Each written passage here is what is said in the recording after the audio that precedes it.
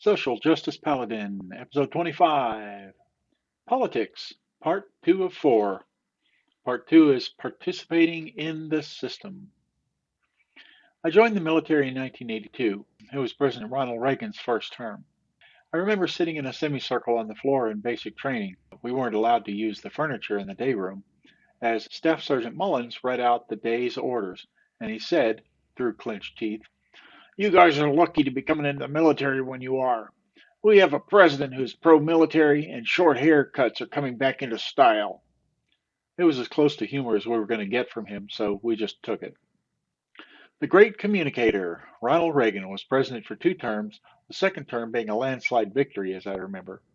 However, in his last couple of years, his faculties started to slip, which was more than enough bait for the mainstream media to fish up images of him, quote, accidentally pressing the nuke button. Morning, dear. Hey, Nance, what a terrible dream. I am parched. That's better. I could use another one of those.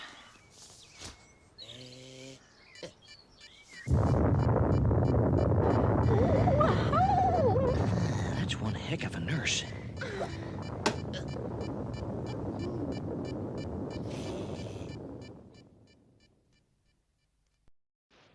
And then after Ronald Reagan came George Herbert Walker Bush from 1988 to 1992. 1,000 Points of Light and the first public mention of the New World Order. It is a big idea, a new world order, where diverse nations are drawn together in common cause. Here's a picture of George Herbert Walker Bush in Dallas as a CIA operative at JFK's assassination. I'll bet he remembered it for real. I thought the only reason George Bush Sr. became president was because he was Reagan's vice president, but that's just me. And Desert Storm kicked off January 1991. I was still teaching electronic warfare at Keesler Air Force Base. I remember requesting, and being denied, being sent overseas, and their explanation was that they needed me to stay and train the younger troops who were going to go there. Whatever, their loss. After GHWB, Bill Clinton was elected president in 1992, to a lot of people's surprise, not the least of which was us being from Arkansas. Presidents just don't come from Arkansas. They came from the East Coast or California. Plus, he'd already by this time been involved in a couple of high-profile scandals, like Whitewater, Jennifer Flowers, and Vince Foster. Monica Lewinsky wasn't even on the radar yet. So the fact that he had already overcome all of these obstacles said about as much about George Herbert Walker Bush as it did about the changing morality of America. Bill Clinton was president from 1992 to 2000, which covered a lot of my military career. I remember vividly his affair with Monica Lewinsky, his impeachment, her blue dress, and all of that. But what I remember most was the indignation of my junior troops who were intelligent, followed the news, and were from all walks of the political spectrum. I understood the moral outrage. All you have to know about regarding their outrage is how the real military justice system works at their level. For most junior enlisted, the system is guilty until proven innocent. You can be convicted on the word of 2 or 3 witnesses. For example, if 2 senior enlisted NCOs agree that they saw you smoking pot in the dorm, your discharge papers will be drawn up and waiting for your signature before you even knew there were charges against you. And the same for DUI, fraternization, and a host of other uniquely military crimes. Now, put this in the context of Bill Clinton's revolving shenanigans.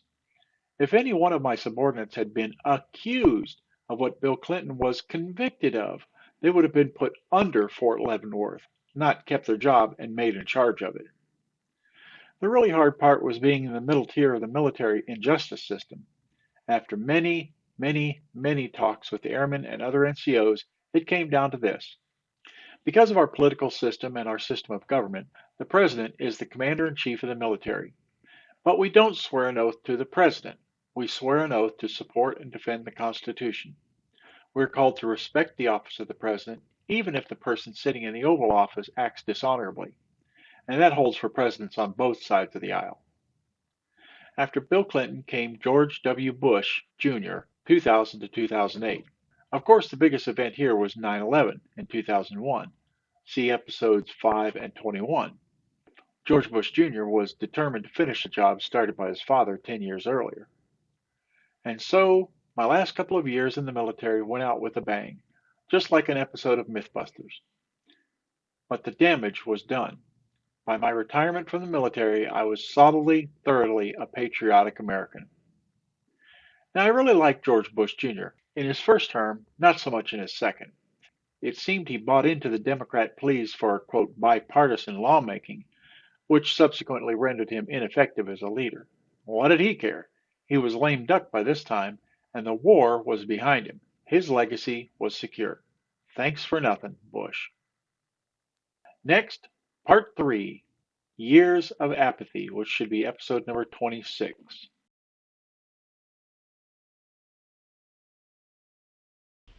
And now for something completely different.